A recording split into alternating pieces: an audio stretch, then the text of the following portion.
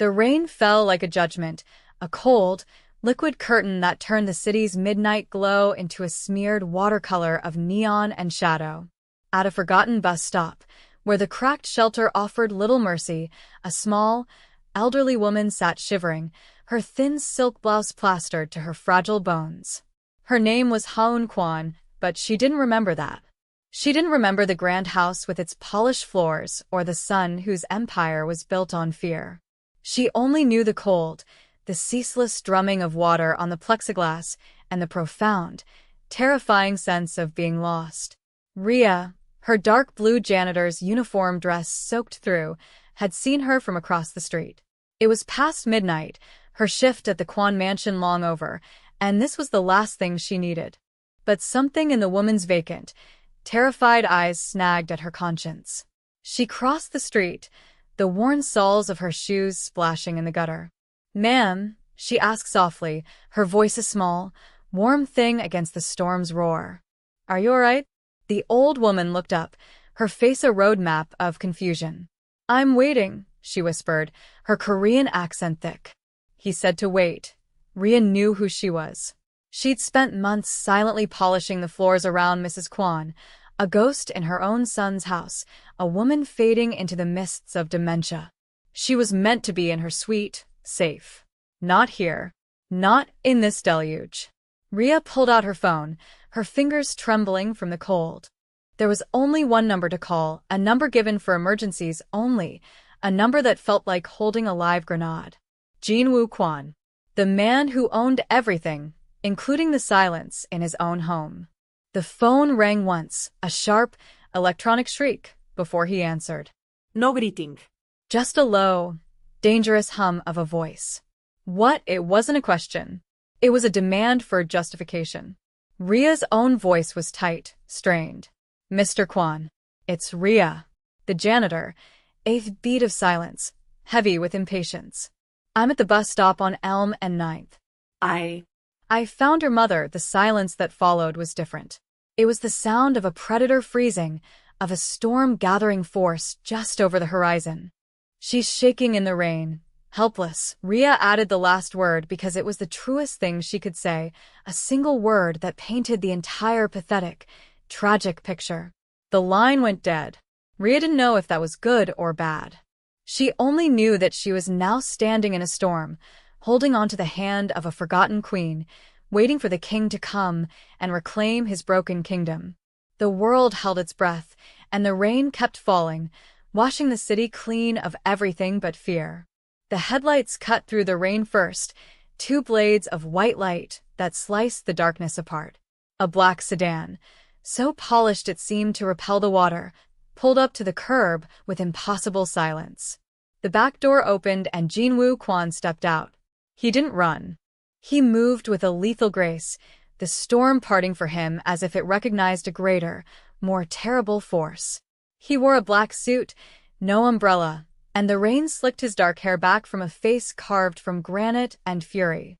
His eyes, chips of obsidian, found his mother first, and for a fraction of a second, something other than rage flickered there. A deep, abyssal pain. Then his gaze snapped to Rhea, and the ice returned, colder than the rain. He didn't speak to her. He walked to his mother, knelt before her on the wet pavement, and spoke in low, gentle Korean. The words were a soft murmur against the storm, a language of ghosts and memory. He took off his suit jacket and wrapped it around her frail shoulders. She looked at him, a flicker of recognition in her eyes, a whisper of his name. Jin-woo. He lifted her as if she weighed nothing, his movements economical and precise, and carried her to the car. Only then did he turn back to Rhea, who stood frozen, dripping onto the sidewalk. His driver, a mountain of a man, was already holding an umbrella over him. "Get in the car," Kwan commanded. It wasn't an invitation. It was an order that carried the weight of consequence. Rhea hesitated, her mind racing. This was a line she was never meant to cross. She was the help, invisible, silent. Now she was a witness to his vulnerability, a participant in his private disaster. "I can get a cab," she said, her voice small but firm. His eyes narrowed. That was not a request. You are a loose end. I do not leave loose ends to chance. You will come back to the mansion. You will wait, and you will not speak of this to anyone. Ever, the finality in his tone was absolute. He was a king securing his borders, and she had just stumbled into the heart of his territory. Swallowing her fear, she nodded and slid into the front seat of the sedan. The leather was cold, the air thick with the scent of expensive cologne and unspoken violence. As the car pulled away, she watched the city lights blur through the rain-streaked window, feeling like she hadn't been rescued from the storm, but had just driven straight into its eye. The mansion was no longer a workplace. It was a gilded cage, and its master had just locked the door behind her. The next few days were a lesson in controlled tension. Rhea was given a small but comfortable room in the staff wing, a place she had only ever cleaned, never occupied. Her janitorial duties were suspended. She was, as Quan had stated, a loose end being managed. She was fed, housed, and watched. Always watched. Sometimes it was the silent driver, his eyes following her as she walked through the gardens. Other times it was Minjun, Quan's second-in-command, whose smile was as sharp and polished as the blade Rhea was certain he carried. He was all charisma and coiled danger, asking her questions that sounded like pleasantries but felt like interrogations. "You are very brave, Rhea," he'd said to her the day after the incident, his voice smooth as silk. To call the boss at that hour. Not many would dare. Rhea kept her answers short, her gaze lowered. She needed help, but she noticed things. The way Minjun's smile never quite reached his eyes. The way a security guard flinched when he walked by. The hushed, urgent phone calls he'd take in the hallway, his voice dropping to a venomous whisper. She also spent time with Mrs. Quan. The old woman's doctor had confined her to her suite, and Rhea was one of the few faces she seemed to tolerate. She'd sit with her, sometimes just in silence, other times listening to fragmented stories about a childhood in a village Rhea couldn't pronounce. In those moments, Rhea saw the woman, not the liability. Quan remained a distant, formidable presence. He would appear without warning, a ghost in his own home, observing her with his mother. He never thanked her. He never spoke of that night. He simply watched, his expression unreadable, as if she were a puzzle he was slowly, methodically solving. One afternoon, while folding laundry in the staff area, she overheard two of the housekeepers talking in hushed Korean. She'd picked up a few phrases over the months. She caught the words for gate, security, and Minjun's name, followed by a sharp, dismissive gesture. They were discussing how Mrs. Quan could have possibly wandered off. The security on the estate was legendary. Gates, sensors, patrols. It was impossible for someone to get out unnoticed. Unless, Rhea thought with a sudden, chilling certainty, someone had let her out. Her mind immediately went to Minjun, his predatory smile, his questions that felt like tests. A cold dread settled in her stomach. She was no longer just a witness to a family crisis. She was a piece on a board she didn't understand, in a game where the price for losing was undoubtedly fatal. The air in the mansion grew heavier, thick with unspoken suspicions. Rhea moved through the marble hallways like a phantom, her senses on high alert.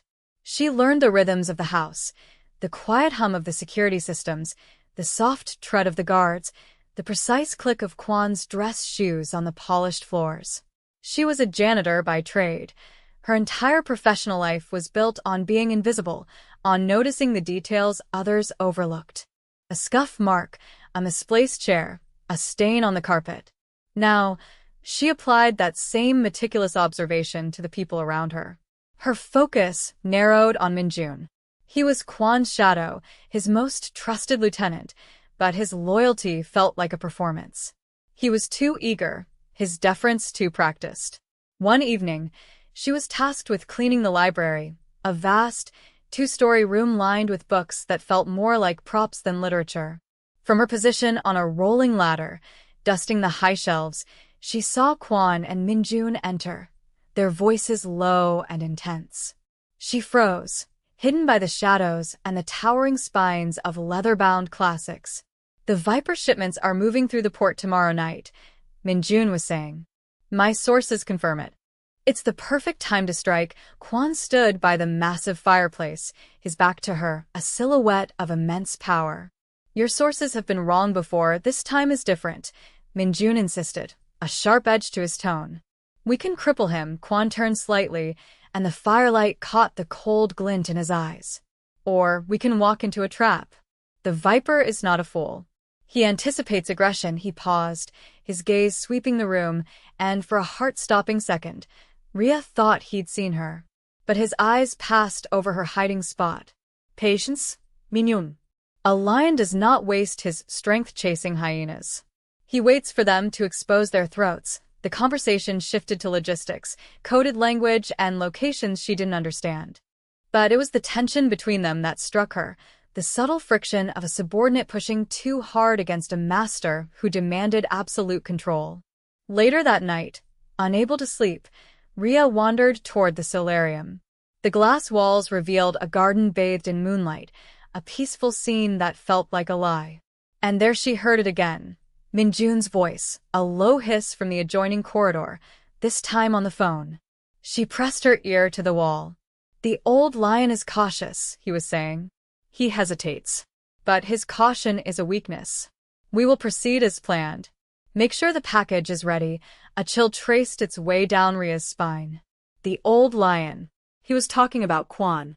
This wasn't about rivalry. This was betrayal.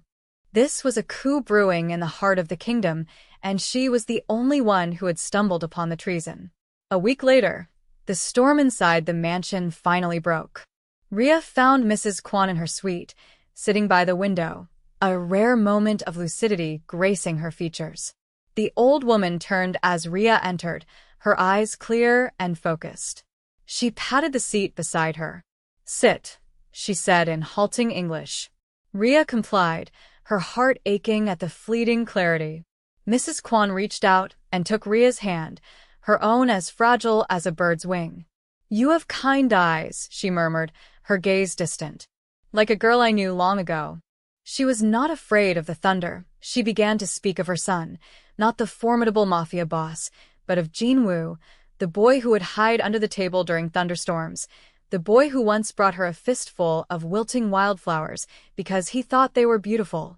"He built these walls so high," she whispered, her eyes clouding over again with the fog of her illness, "to keep the thunder out. But I think he trapped it inside with him." The moment of connection was shattered when Quan appeared in the doorway, his presence sucking the warmth from the room. He saw their joined hands, and his face hardened into a mask of suspicion. "What are you doing?" he demanded, his voice low and cold. "She was just talking," Rhea said, gently pulling her hand away. "Leave us." He didn't look at Rhea. He looked at his mother, whose brief lucidity had vanished, her eyes once again lost and confused. After Rhea had slipped out of the room, she waited in the hallway, her heart pounding. A few minutes later, Quan emerged, his shoulders slumped with a weariness she had never seen on him before. He finally looked at her, his defenses momentarily down, his eyes filled with a raw, unguarded grief. He leaned against the wall, the king without his crown, just a son watching his mother disappear. "She doesn't remember my name most days," he said, his voice rough, devoid of its usual authority. "But she remembers the boy who is afraid of storms." He looked directly at Rhea, and for the first time, he wasn't looking at a janitor or a liability. He was looking at another person. "That night at the bus stop. You didn't call me with fear. You called with pity." She was cold, Rhea replied simply. "And alone." Anyone would have done the same. He gave a short, humorless laugh. "No, they wouldn't. In my world, they would have seen her as leverage, a weakness to be exploited." He pushed off the wall, the mask of command settling back into place, but the crack had been exposed. "She is all I have left of me," he stated, the words a quiet confession in the silent, opulent hallway. The part that remembers wildflowers instead of blood, and in that moment of shared vulnerability, Rhea knew she couldn't remain silent about Minjun. His betrayal wasn't just a threat to a crime lord, it was a threat to the broken boy who is still afraid of the thunder. Armed with a terrible resolve, Rhea sought out Quan. She found him in his office, a cavernous room of dark wood and glass that overlooked the entire city. He was standing before the floor-to-ceiling window, a glass of whiskey in his hand, the city lights reflecting in his dark eyes. He looked every bit the king surveying his domain. Her courage almost failed her. This was the man whose name was a whisper of fear on the streets, and she was about to accuse his most trusted man of treason. "Mr. Kwon," she began, her voice barely a whisper. He didn't turn. "I am busy. It's about Min-jun," she said, forcing the words out. "I need to tell you something that got his attention." He turned slowly, his eyes narrowed into dangerous slits. "Speak," she took a deep breath. "I heard him. On the phone. He called you the old lion. He said you were hesitant, and that they should proceed as planned." Before Kwon could process her words, before the accusation could fully land, the world exploded. The armored glass of the window behind him spiderwebbed, and then imploded inwards, a deafening roar swallowing the room. Gunfire erupted from the hallway, the sharp, staccato rhythm of automatic weapons. Men loyal to Min-jun stormed the office. In the chaos, Min-jun himself appeared in the doorway, a cruel smirk on his face, a pistol in his hand. "He's right, old man," Min-jun sneered, his voice cutting through the din. "Your caution has become a weakness." "The Viper sends his regards." Kwon moved with blinding speed, shoving Rhea to the floor behind his massive desk just as a spray of bullets tore through the air where she had been standing. He drew his own weapon, a sleek, black pistol that seemed an extension of his hand. "You let her out," Kwon growled, his voice a low rumble of pure fury as he returned fire. "That night. My mother." "It was you." Min-jun's laughter was manic, unhinged. "Of course, it was me. I was hoping she'd wander into traffic or get picked up by the Viper's men. Un tragique accident. Or better yet, leverage to make you kneel. But your little cleaning lady ruined my plan." The betrayal was absolute, more venomous than Rhea could have imagined. Min-jun hadn't just betrayed his boss. He had used the most vulnerable person in the house as a pawn, a disposable piece in his bloody game of chess. The fight was brutal, a whirlwind of violence in the confined space. Kwon was a master of his craft, a dancer of death, but he was outnumbered. The king was being overthrown in his own throne room. The office was a war zone of splintered wood, shattered glass, and the acrid smell of gunpowder. Kwon moved like a phantom between overturned furniture, a deadly wraith in a tailored suit. But for every one of Min-jun's men he took down, two more seemed to appear. Rhea huddled behind the heavy oak desk, her heart hammering against her ribs. She was a janitor. She cleaned up messes. She didn't survive gunfights. But watching Kwon fight, seeing the raw, protective fury in his eyes as he shielded her, sparked something within her. This wasn't just his fight anymore. Min-jun had used Mrs. Kwon. He had tried to kill them both. This was personal. She remembered her cleaning cart, abandoned just outside the office door when the shooting started. On it, a spray bottle of industrial-grade ammonia concentrate. Her mind raced. The air vents. The office had its own closed ventilation system, the intake grill low on the wall near the door. While Kwon pinned down two gunmen near the window, Rhea crawled, keeping her body flat against the expensive rug. Bullets whizzed over her head, embedding themselves in the wall with sickening thuds. She reached the hallway, her hand closing around the cool plastic of the spray bottle. Min-jun was advancing on Kwon's position, using a large armchair as cover, shouting orders. "He's alone. Finish him." Kwon was reloading, trapped. It was now or never. Scrambling to the vent, Rhea twisted the nozzle to a fine mist and emptied half the bottle directly into the intake. For a few seconds, nothing happened. Then, the ammonia vapor, colorless and potent, began to pour from the ceiling vents. It hit Min-jun's men first. Their eyes started to water, then burn. They choked, coughing violently, their aim faltering. The sudden, invisible attack threw them into confusion. Min-jun spun around, his face contorted in rage, trying to understand what was happening. He saw Rhea by the vent, the bottle in her hand, and his eyes widened in disbelief and fury. "You!" he screamed, raising his pistol. But the distraction was all Kwon needed. He surged from behind the desk, no longer on the defensive. He moved through the choking, disoriented gunman like a blade through silk.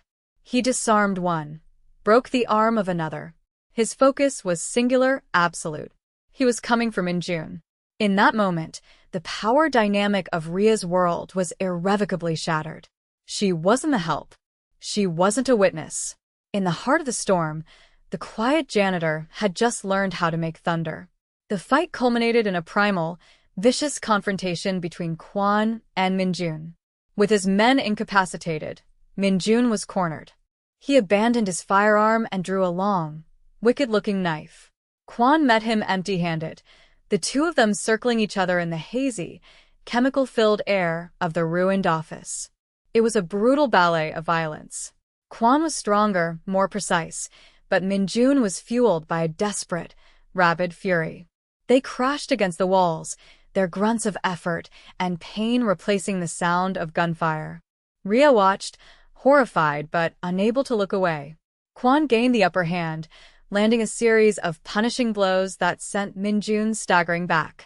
He had him, disarmed and beaten. But as Kwon moved in to finish it, Min-jun made one last, treacherous move.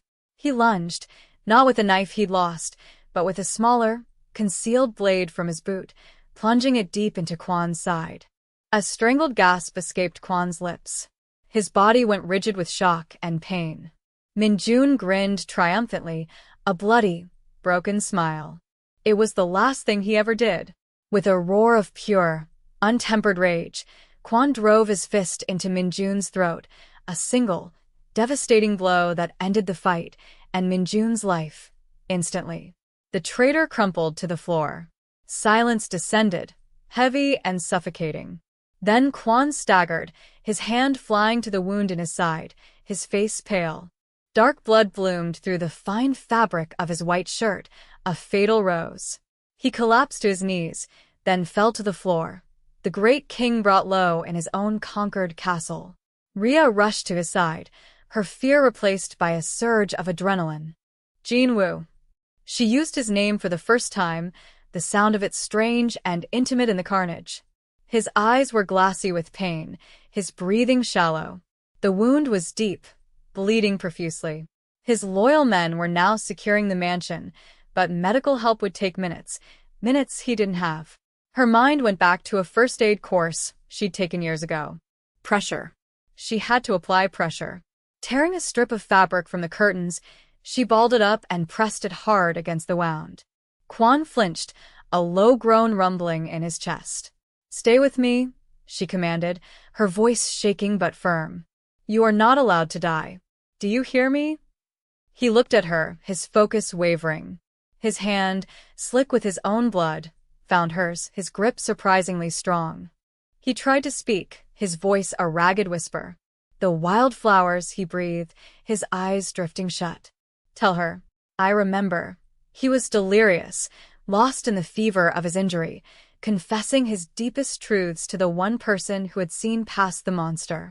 In that moment, holding him, trying to keep his life from spilling onto the floor, Rhea felt the last of her fear for him die, replaced by a fierce, terrifying, and overwhelming devotion. Weeks bled into a month. Kwon survived. The blade had missed any major organs, but the blood loss had been severe. He spent time in the mansion's private medical wing, a place Rhea hadn't known existed. During his recovery, the dynamic between them shifted completely. She was no longer a prisoner or an employee. She was a fixture at his bedside. At first, he was resistant, the proud king refusing to show weakness. But she was unyielding. She would read to him when the medication made his vision blur, or simply sit in silence, her presence a quiet anchor in his world of pain and paranoia. He began to talk. Not about his business, but about the boy who was afraid of storms. He told her about building an empire to protect the one person he loved, only to become a monster she no longer recognized. In turn, Rhea spoke of her own life, a simple life of hard work and quiet dreams, a world away from his. In that sterile white room, they were not a mafia boss and a janitor. They were just Jinwoo and Rhea, two survivors of a storm, mapping out each other's scars. The threat of the Viper, the rival who had backed Minjun's coup, still loomed. His organization saw Kwan's injury as a sign of weakness, a chance to devour his territory. Kwan's lieutenants urged him to rest, to let them handle it. But Kwan knew that a king who did not defend his own throne would soon have no throne to defend. The day he was finally cleared by his doctors, he called a meeting of his most loyal men. Rhea was there, standing not behind him, but beside him. He outlined his plan, a swift, ruthless, and final assault on the Viper's entire network. It was not a war. It was an extermination. When one of his captains suggested Rhea be taken to a safe house, Kwan's response was swift and cold. She stays. She is safer with me than anywhere else in the world. Later that night, as they stood on the balcony overlooking the city, the same view from his ruined office, now perfectly repaired, he turned to her. There was no ring, no bended knee. His proposal was as intense and uncompromising as he was. This world is violent, he said, his voice low. It is built on fear and blood. I cannot offer you peace. I can only offer you my strength, my loyalty, my entire kingdom. He took her hand. They call me a king, Rhea. But a king is a hollow thing without his queen. Marry me. Stand with me. And I will burn the world down to keep you safe. She didn't hesitate. She looked into the eyes of the man who was both a monster and a protector, a storm and a shelter, and saw her future. Yes, she whispered. 1 year later, the city glittered below them, a carpet of diamonds thrown across black velvet. Rhea stood on the penthouse balcony, the cool night air a soft caress against her skin. She was no longer in a dark blue janitor's uniform. She wore a gown of deep crimson silk that shimmered in the moonlight, a queen in her castle in the sky. The scars on the city from Kwan's war with the Viper had healed, just as the scar on his side had faded to a pale, silvery line. He had been true to his word. He had not started a war. He had ended one, dismantling his rival's empire with surgical precision until nothing but dust and whispers remained. The name Kwan was now spoken with more reverence, more fear, than ever before. But here, in their sanctuary, he was not the king. He was just Jinwoo. He came to stand behind her, his arms wrapping around her waist, his chin resting on her shoulder. He no longer moved with the silent tread of a predator, but with the familiar comfort of a husband. "What are you thinking about?" he murmured, his lips brushing against her ear. "The rain," she answered honestly. "I was thinking about the night we met." The storm. He turned her in his arms, his dark eyes soft, all the ice and fury melted away by a year of devotion. "That storm," he said, his voice a low, intimate rumble. "It was the end of my world. And the beginning of my life." He kissed her then, a kiss that spoke of brutal fights and quiet healing, of shared nightmares and peaceful dawns. Downstairs, in her suite, his mother slept soundly. Her good days were fewer now, but on them, she would look at Rhea and smile, a glimmer of recognition in her eyes as she called her daughter. Rhea had found her place not as a servant in a dangerous world, but as the unshakable center of it. She had walked into a storm and found the one thing she never expected, a love as fierce and powerful as a hurricane, a love that had calmed the thunder inside the king. They stood together, two impossible souls forged into one by violence and vulnerability, masters of the glittering, dangerous city that lay at their feet. They had faced down betrayal, assassins, and ghosts of the past. What challenges could possibly lie ahead for a partnership so absolute? And if you were in her shoes, standing beside a man of such immense, dangerous power, would you feel safe, or would you forever be waiting for the next storm to break? The answer, like their love, is not simple. It is a beautiful, terrifying thing.